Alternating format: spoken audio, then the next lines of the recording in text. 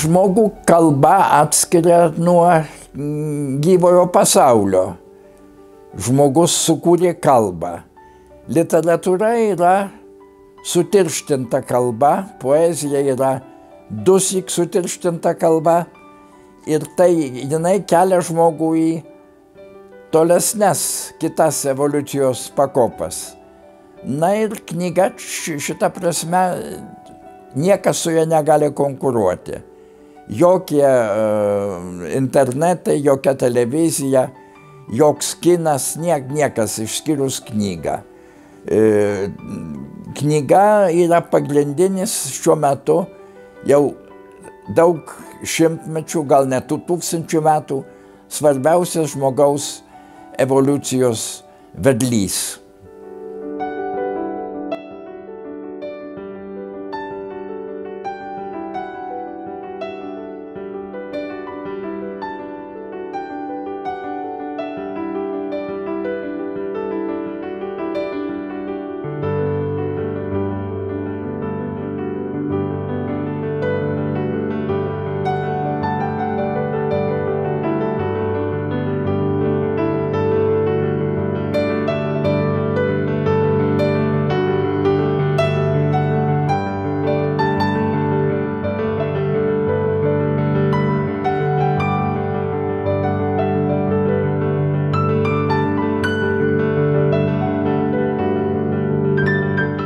Be abejonės aš lankiau jūsų biblioteką dar prieš emigraciją, tai yra jau daugiau kaip prieš 40 metų. Buvau tada joje užregistruotas, imdavau knygas, lankydavau biblioteką, dabar jau tų dalykų nebeatsimenu. Gal jūsų archyvose kokie pėdsakai iš to ir yra likę. Paskui apie 4 metų buvau emigravęs, gyvenau užsienyje. Kada grįžau į Vilnių, vėl užsirašiau į jūsų biblioteką, tuo labiau, kad ji labai arti mano namų. Čia, taip sakant, porą gatvių pereini ir gali naudotis. Aš naudojausi Mažvydo biblioteka, bet taip pat ir jūsų. Ir iš ten imu knygas sau ir žmonai.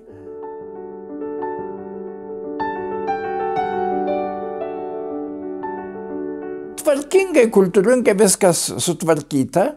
Labai esu dėkingas bibliotekos darbuotojams už civilizuotą, protingą paramą ir ieškant knygų, ir pasiimant knygas, ir paskui kartais tenka pratęsti tų knygų laikymo metą. Tai viskas tas labai gerai organizuota. Čia jokių priekaištų negaliu turėti.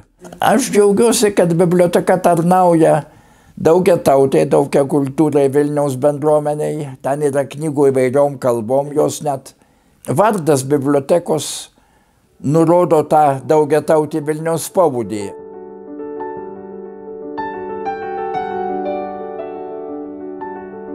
Apie Adomą Mickevičių sunku pasakyti, ar jis lietuvis ar lenkas. Rašė lenkiškai, kalbėjo lenkiškai. Taigi yra lenkų poetas ir taip yra ir kvalifikuojamas pasaulio literatūros istorijoje, bet pats save vadino lietuviu.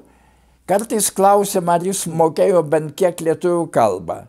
Aš turiu visada labai aišku atsakymą. Šiek tiek mokėjo.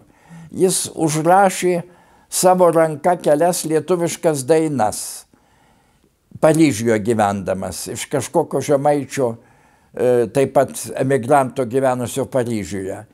Ir paprastai, jeigu žmogus nemoka kalbos, tai jam painiojasi žodžių pradžios, pabaigos, žodžių ribos. Mickevičius nieko nesupainiojo, kitaip sakant, suprato tai, ką užrašinėjo. Lietuviškai mokėjo. Česlovas Milošas taip pat.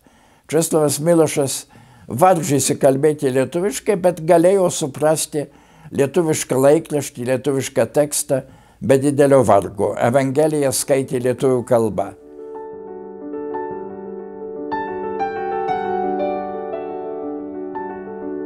Daugiau klasika. 19 amžiaus, 20 amžiaus klasika, ta, kuri liko neperskaityta lygi šiol arba skaitoma iš naujo.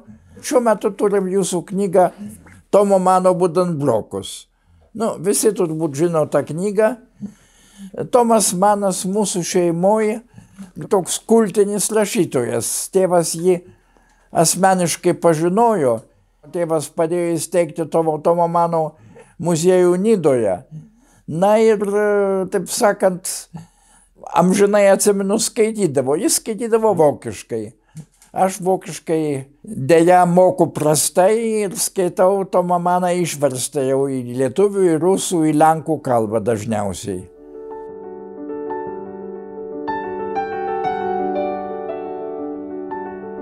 Šiais laikais keičiasi tie dalykai, kadangi daug kas pereina į elektroninę erdvę. Bet man knyga, konkreti knyga, popierius, mano kartos žmogui yra vis tiek daug artimesnis negu elektroninis tekstas. Ir man svarbu tą popierinę knygą laikyti rankose, atsiversti, pereiti nuo puslapio prie puslapio, surasti reikalingą puslapį. Tai aš paprastai tai jau darau visada su knygomis kaip fiziniais objektais. Ir man tai, ne tik man, visiems mano kartos ir visiems ankstesnių kartų žmonėms tai yra svarbu. Mes knygas mylime kaip gyvus žmonės. Na, apie tai aš galėčiau perskaityti Česlovo Milošo eilėraštį, kurį išverčiau savo metu iš lenkų kalbos.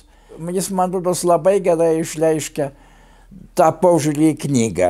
Vadinasi eilėraštis Bet knygos.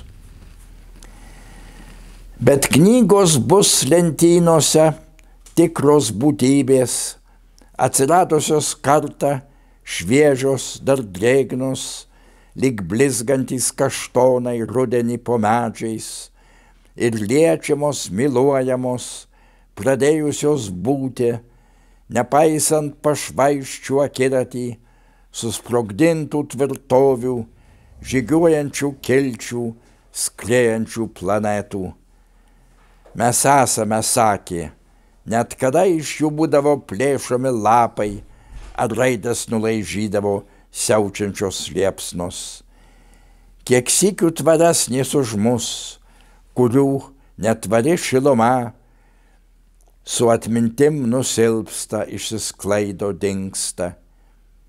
Įsivaizduoju žemę, kai būsiu pranykęs ir nieko, jokio nuostolio, tas pats spektaklis, moterų suknelės, šlapidės minai, slėnyje dainos, bet knygos bus lentynose, užgimusios kilniai, iš žmonių, bet taip pat iš skaidrumo aukštybės. Na, puikus, man rodos, eilėraštis. Ir apie tai, kad knyga ateina ne tik iš žmogaus, bet iš kažkokio transcendentinio pasaulio, iš aukštesnio už mus pasaulio.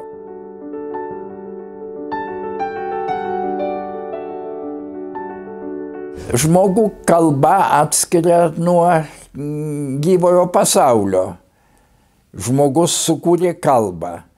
Literatūra yra sutirštinta kalba, poezija yra dusyk sutirštinta kalba ir tai jinai kelia žmogų į tolesnes kitas evoliucijos pakopas. Na ir knyga šita prasme niekas su ja negali konkuruoti. Jokie internetai, jokia televizija, joks kinas, niekas išskyrus knygą. Knyga yra pagrindinis šiuo metu jau daug šimtmečių, gal net 1000 metų, svarbiausias žmogaus evoliucijos vedlys.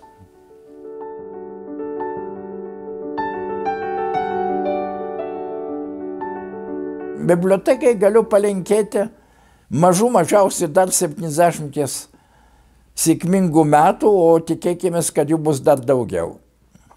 Už Onos ir Bernardinų, kur liturginį vardyną skaito varpinių šeima, vienuolyną apkabina šlaitais smėlės žaluma, po langai su pokšnių vagos, nuo žulnaus kalvynos spragos, čerpių linija darni ir žibintas įsidegęs atsispindi grindiniai. Šiapus kryžių, šiapus kalno, miestas sutelpa į delną, o dorėnų kolona skaidrumu atliepia šalną, lengvo laiko sklidina. Čia šaligatviai nelygus, baltos plokštės tarsi knygos, suguldytos įstrižai, trūkinėja gatvių stygos, virsta akmenių dažai. Per karus nesunaikinta, pora šimtmečių nekinta, mūro kreivė po skarda, atrakinto labirinto laisvo juodraščio valda. O prie mugės margumyno atsigerk raudono vyno, daug aiškesnė jo dėka, nepažįstamo kaimyno, nenustygstanti šneka. Liepos lapui lemta kristi, žoliai želti, kėkštui skristi, mirčiai artintis gatve, tau įminti strofos myslę, džiaugtis balsių pilnatve. Sambriškis, beveik jaunystė, apsimetus vienatve.